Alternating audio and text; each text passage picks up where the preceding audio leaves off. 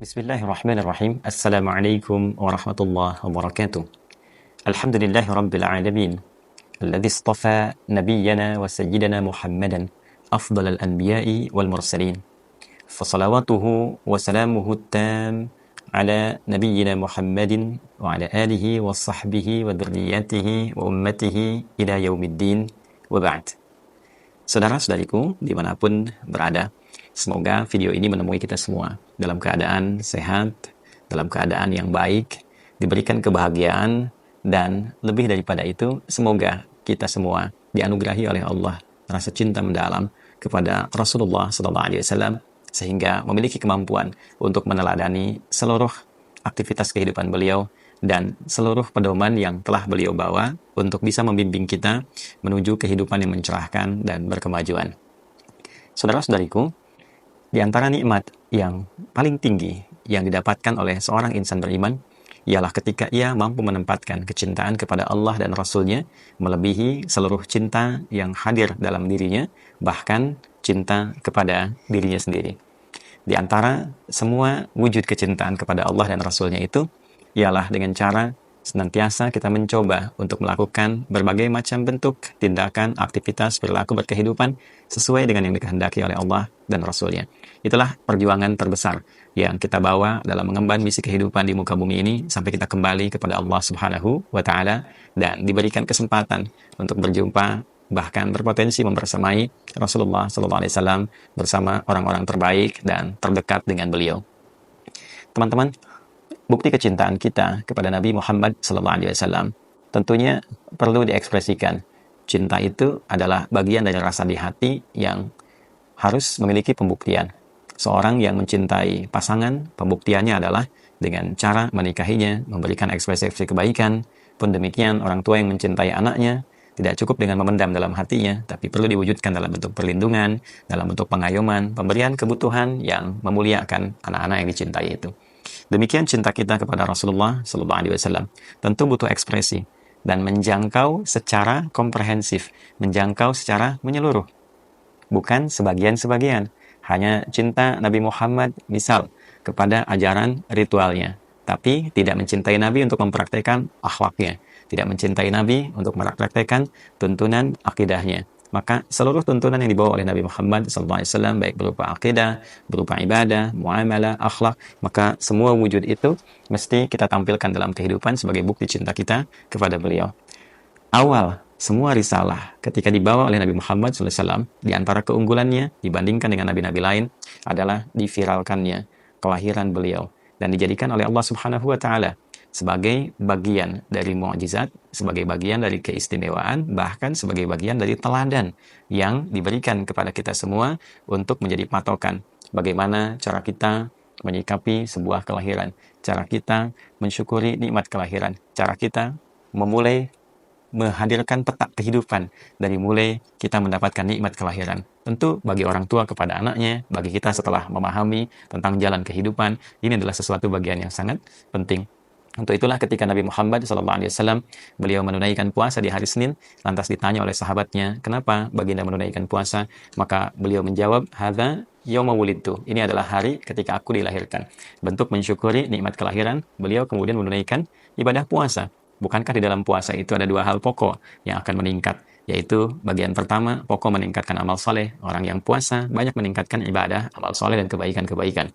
Yang kedua adalah menekan perbuatan maksiat. Bukankah orang puasa demi menjaga puasanya dia menekan perbuatan-perbuatan maksiat? Maka hakikat usia itu, hakikat umur itu, hakikat kelahiran itu adalah bagaimana membuat peta jalan kehidupan yang meningkatkan beragam jenis amal soleh dalam saat yang bersamaan menekan potensi-potensi salah. Jadi sejak dilahirkan, kita lahir dalam keadaan bersih, lahir dalam keadaan baik. Maka ketika kita tumbuh, berkembang, memiliki pikiran, mampu membedakan baik dan benar, sampai kita meninggal, kita memiliki tugas meningkatkan amal soleh dan menekan amal salah. Esensi itulah yang diterapkan dalam ibadah ritual puasa. Jadi dari kelahiran Nabi saja, sudah memberikan sebuah kesan yang dalam kepada kita, ada tuntunan berkehidupan. Ada keistimewaan di dalamnya. Itu yang menjadikan berbagai macam bentuk nilai-nilai kegelapan, az-zulumat, bagaimana ditampilkan oleh Allah saat kelahiran beliau itu dipadamkan. Api majusi kemudian menjadi padam. Hal-hal yang tidak baik kemudian seketika diruntuhkan. Tahunnya disebut dengan tahun gajah karena Raja Abraha yang congkak dengan kecongkakannya ingin pamer kekuatan, ingin menghadirkan bentuk kezaliman, ingin menghancurkan satu pusat ritual tertinggi di muka bumi yaitu Ka'bah Al-Musyarrafah, kemudian dihancurkan di tahun kelahiran Nabi Muhammad sallallahu alaihi wasallam. Jadi tahun kelahirannya membawa sebuah isyarat, isyarat tentang perubahan menuju kebaikan, isyarat tentang ditinggalkannya segala jenis macam keburukan, kesalahan, kezaliman untuk bertransformasi menjadi nilai-nilai kebaikan. Munculnya rasi bintang yang baik, munculnya cahaya, munculnya kebaikan, dan sebagainya. Itu adalah poin-poin yang menunjukkan kepada kita bahwa ada arah perubahan hidup yang lebih baik. Ada arah pencerahan yang berkemajuan untuk mendapatkan ridha Allah Subhanahu wa Ta'ala. Untuk itu, menjadi sangat relevan, menjadi sangat penting. Jadi bukan sekedar relevan, tapi juga menjadi sangat penting bagi kita saat ini yang merasakan kegembiraan atas hadirnya momentum kelahiran Nabi Muhammad SAW yang dalam satu versi riwayat pada 12 Rabiul Awal di tahun gajah. Ulama sepakat harinya hari Senin. Kemudian di antara versi riwayat hari Senin dimaksud, ya ada riwayat 12 Rabiul Awal. Kita semua berbahagia. Masya Allah, saya melewati berbagai macam jalan di hari Senin, khususnya hari video ini dibuat, hari bertepatan dengan 12 Rabiul Awal, betapa saya merasakan kebahagiaan yang sangat luar biasa di daerah, di kampung-kampung, masyarakat berbahagia dengan momentum lahirnya Nabi Muhammad, bahkan ada yang bikin pawai dari semalam. Sekitaran pesantren saya masyarakat menghiasi diri, bersedekah. Masya Allah, orang-orang dari daerah tuh ada yang bersedekah keliling semalaman, ya, bergembira.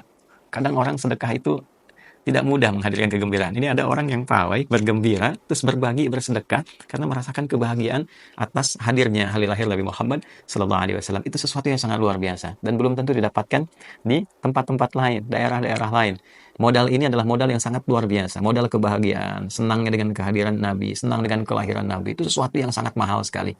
Nah, tinggal bagaimana kita menghadirkan itu sebagai pondasi yang kuat untuk meneladani Nabi. Dari rasa kecintaan itu kita naikkan, transformasikan, dibikin bangunannya. Pondasi sudah kuat nih, rasa cinta kepada Nabi. Tinggal dari pondasi itu kita bikin bangunan, ya, yang wujudnya adalah gambaran tentang rasa cinta kita kepada Nabi. Bangunan itulah yang kita sebut dengan amal saleh, sebagaimana pesan-pesan yang tadi disebutkan dalam riwayat-riwayat yang valid sampai kepada kita. Itulah yang dimaksud dengan cahaya kehidupan, yang membebaskan kita dari kegelapan menuju cahaya. Ya, yukhrijan nasa minadh dhulumati ilan nur, untuk mengeluarkan manusia dari kegelapan kepada cahaya, dan dimintakan kita untuk mengikuti cahaya itu. Kita buka misalnya Quran surah ke-7 Al-A'raf di akhir ayat 157, Allah bahkan mensifati itu dengan sifat orang beriman. فَالَّذِينَ آمَنُوا بِهِ وَعَزَّرُوهُ وَنَصَّرُوهُ وَاتَّبَعُوا النُّورَ الَّذِي أُنزِلَ مَعَهُ أُولَٰئِكَ هُمُ الْمُفْلِحُونَ. Adapun orang-orang yang beriman itu kepada Nabi Muhammad SAW, maka dibuktikan dengan memuliakan Nabi. Nah, tahap pertama, alhamdulillah, ya, kita merasa bahagia dengan hadirnya Nabi, dengan datangnya kelahiran Nabi. Itu tahap pertama itu sudah kita dapat itu, azzaruhu, memuliakan beliau. Memuliakan itu jangan parsial, jangan sebagian-sebagian, harus dimuliakan. Dari kelahirannya dimuliakan, pertumbuhannya, ya, kembangnya, dewasanya, sampai jadi keteladanan yang sempurna. Kita memuliakan semua tahapnya, kita dapat itu. Wa nasaruhu, nah ini tahap yang kedua. Ya, tahap yang kedua, menolong beliau. Nah, yang dimaksud menolong ini bahasa kiasan tingkat tinggi. Maksudnya menghidupkan sunnah-sunnah yang ditampilkan oleh beliau dalam kehidupan, ya, supaya menjadi teladan untuk kita, merubah kita menjadi lebih baik. Nah, yang dimaksud kata di situ adalah kembali kepada kita manfaatnya, menolong diri kita sendiri dengan mengikuti cahaya yang dibawa oleh Nabi.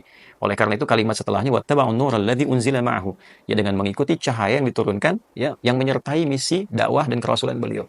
Dimaksud di sini adalah Al-Qur'an. Ya, karena ketika Allah Subhanahu wa Ta'ala menyebutkan Al-Quran dengan mensifati dengan nur sebagai cahaya, dan juga menggambarkan itu sebagai bagian dari pedoman berkehidupan, hudan. Jadi bukan sekedar nur tapi juga hudan, bukan sekedar cahaya tapi ada petunjuk berkehidupan. Maka mencintai Nabi Muhammad, berbahagia dengan kelahirannya adalah dengan cara kita mengekspresikan diri, mengikuti tuntunan Nabi Muhammad dalam berkehidupan, dari ujung kepala sampai ujung kaki. Kita berusaha saling mendoakan, saling mencintai, dan bukan hanya bentuknya retorika yang kita tampilkan, baik dari pribadi ustadz misalnya, kiai atau yang lainnya, tapi kita semua saling mendoakan supaya yang dari lisan itu bisa turun ke hati, dari hati dipancarkan dari cahaya ke seluruh bagian tubuh kita, supaya kita bisa mengekspresikan kebahagiaan bermaulid itu dengan cara berperilaku, dari sifat menjadi sikap. Bagaimana pandangannya bisa maulid, bagaimana telinganya mendengar dengan maulid, lisannya bicara dengan maulid. Artinya apa? Dengan cara dibimbing mengikuti cahaya dan petunjuk Nabi Muhammad SAW. Untuk itu, semoga Allah muliakan kita, memberikan kemampuan pada kita untuk kembali menggali petunjuk Al-Quran, supaya berkehidupan menjadi Quran yang berjalan, dan tentunya mengamalkan itu semua melalui jalur petunjuk penjelasan dari Nabi Muhammad SAW, dan mendapatkan itu melalui jalur ulama-ulama kita. Maka mari kita saling cintai ulama-ulama kita doakan semoga para ulama kita dijaga oleh Allah, dijauhkan dari perpecahan, dijauhkan dari fitnah, dijauhkan dari keburukan, walaupun itu otomatis bagian dari ujian. Ya, manusia biasa saja pasti kan ada ujiannya. Ya, ada beragam bentuk yang kita hadapi dalam kehidupan. Maka bagaimana mungkin seorang ustadz, seorang ulama, seorang tokoh dan sebagainya tidak diuji, itu mustahil. Semua orang akan mendapatkan ujiannya. Tapi kembali kepada kita semua, sekali lagi, alhamdulillah Allah menjadikan kita bagian dari umat Nabi Muhammad SAW. Semoga kita menjadi umat yang diakui oleh Rasulullah SAW. Semoga kita dipersatukan dalam cinta dan kebaikan, dan semoga kita dipertemukan dengan Rasulullah SAW di dalam tempat terbaik, dengan ridha Allah yang terbaik, dalam suasana cinta yang paling baik. Allahumma salli ala Sayyidina Muhammad wa ala ali Sayyidina Muhammad kama sallaita ala Sayyidina Ibrahim wa ala ali Sayyidina Ibrahim, wa barik ala Sayyidina Muhammad wa ala ali Sayyidina Muhammad kama barakta ala Sayyidina Ibrahim wa ala ali Sayyidina Ibrahim fil alamin innaka Hamidum Majid. Terima kasih, semoga Allah muliakan. Maafkan saya. Assalamualaikum warahmatullahi wabarakatuh.